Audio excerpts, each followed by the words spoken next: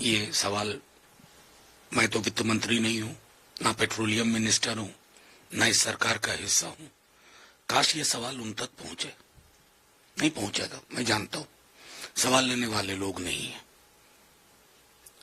जब लोकोन्मुख सरोकार से आप दूर होते हैं ना, तो इस तरह की नीतियां होती हैं। और मैं बार बार कहता हूं, चुनाव होते रहना जरूरी है। वन नेशन वन इलेक्शन इस देश के लिए सबसे बुरा आइडिया होगा, क्योंकि आपको तो फिर कीमतों पर नियंत्रण करना नहीं है। बार बार चुनाव होंगे तो थोड़ा आप ठहरेंगे। 11 दिनों में कितनी बढ़ोतरी हो गई है।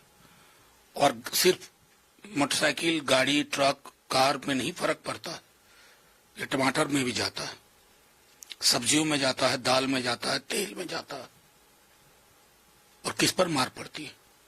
निम्न आय वर्ग पे, मध्यम वर्ग पे।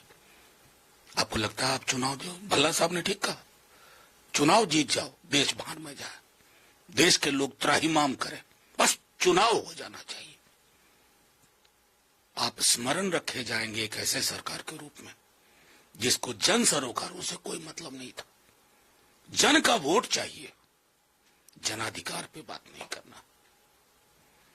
क्वाड के विदेश मंत्रियों की मीटिंग है सर दिल्ली में आज। यूएस के स्टेट सेक्रेटरी भी रहेंगे। कहा यह जा रहा है कि इंडो पैसिफिक रीजन में पीस एस्टेब्लिशमेंट को लेकर बातचीत होगी, टेक्नोलॉजी एक्सचेंज। लेकिन ऐसे में जब वेस्ट एशिया का क्राइसिस चल रहा है, भारत पे इसके प्रभाव देखे जा रहे हैं, कुछ राहत की नहीं, मैं सीधी सी बात कहूंगा, स्पाइन के साथ बात होनी चाहिए, रीढ़ विहीन बातचीत नहीं होनी चाहिए। ये प्लेटफॉर्म ऐसे प्लेटफॉर्म में तब्दील ना हो जाए जिनका डेकोरेटिव वैल्यू से ज्यादा उनको कोई मूल्य नहीं है। ब्रिक्स के संदर्भ में भी हमारी चिंता इस बात की है। क्वाड के बारे में भी मैं आज ये कहता हूं, जितने इस तरह के प्लेटफॉर्म हैं, उन पर अपने हितों के साथ साथ वैश्विक जब पहलकदमियां हो तो हम किसी के इशारे और किसी के इरादे की संपुष्टि ना करें। ये मंत्र होना चाहिए। That's all. नीट के बाद अब सीबीएसई ओएसएम को लेकर राहुल गांधी ने कहा है कि देश के जेनजी जो हैं वो प्रधानमंत्री के एरोगेंस को धक्का देंगे। शिक्षा मंत्री धर्मेंद्र प्रधान और प्रधानमंत्री की जोड़ी को कोट करते हुए इन्होंने कहा कि सीबीएसई को भी अब एक माल प्रैक्टिस का अड्डा बनाया। देखिए, मैं सीधी बात देख रहा हूं। एक विद्यार्थी ने, एक छात्र ने, नाम वेदांत था, उसने अपने हैंडराइटिंग की एनोमली अलग अलग पेपर के, लोग उसके पीछे पड़ गए। पाकिस्तान का agent, Soros funded. Late evening in fact CBSE ने एक्नॉलेज किया कि ये गलती हुई थी। ऐसी गलतियां कितनों के साथ हुई होंगी। मैं कह रहा हूं, नीट में आप लाखों बच्चों के भविष्य से खेल गए, और यहां भी वही आप कर रहे हैं। मैं दोहरा रहा हूं, आपके लिए एकमात्र ध्येय होता है चुनाव जीतना, बाकी चीजें बेमानी है।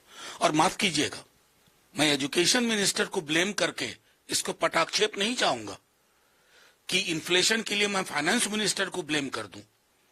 वेस्ट एशिया क्राइसिस में हमारी जो ढुलमुल रवैया हमारा रहा, उसके लिए मैं एक्सटर्नल अफेयर्स मिनिस्टर को ब्लेम कर दूं। ना साहब, ये कैबिनेट मैं, मेरा, मुझको वाला है, आत्ममुग्ध कैबिनेट। अगर यूटिलिटी सर्विसेज का इनॉग्रेशन से लेकर के ट्रेन की एक अदने कोच का भी इनॉग्रेशन प्रधानमंत्री जी करते हैं, तो ये ब्लेम के लिए भी तैयार रहें। It's your failure. आज तक आप नीट पे कुछ बोले नहीं। कहां से फिर से साधन संसाधन लाएंगे वो बच्चे? कहां से? लाखों सपनों का बिखर जाना आपको कष्ट नहीं देता होगा? शायद आपने उस दर्द को कभी महसूस ही नहीं किया। मालदा में सर, मालदा में होल्डिंग सेंटर बनाया गया है इलीगल घुसपैठियों के लिए। 9 लोग अब तक उसमें रखे गए हैं। कैसी है ये योजना? जिन्होंने बनाई है उनसे पूछिए। 9 मिल गए घुसपैठिए तो भेज दीजिए तुरंत। हथकंगन को आरसी क्या?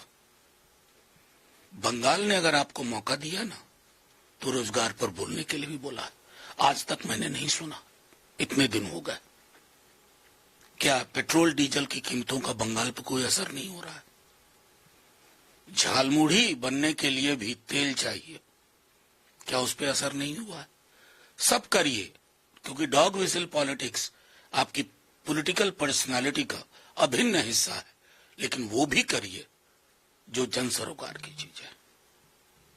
आखिरी सवाल है सर, 26 मई है आज। भाजपा केंद्र में 12 साल की अपनी उपलब्धियों को मुख्यमंत्री और बाकी बड़े लीडर्स के जरिए देश के लोगों तक पहुंचाने की योजना बना रही है। आप कैसे आंकते हैं 12 साल को? क्या ही कहूं, गालिब को याद करता हूं, काबे किस मुंह से जाओगे गालिब, शर्म तुमको मगर नहीं आती। बस इतना ही कहना है। क्या उपलब्धि, नीट के बच्चों से पूछ लेना क्या उपलब्धि आपकी है। सीबीएसई के ओएसएम के मार खाए बच्चों से पूछ लीजिएगा, बेरोजगार युवा से पूछ लीजिएगा।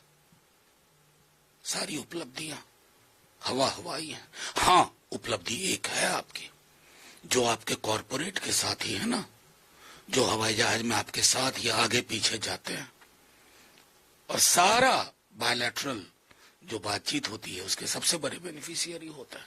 उस उपलब्धि का रिपोर्ट कार्ड जरूर आना चाहिए।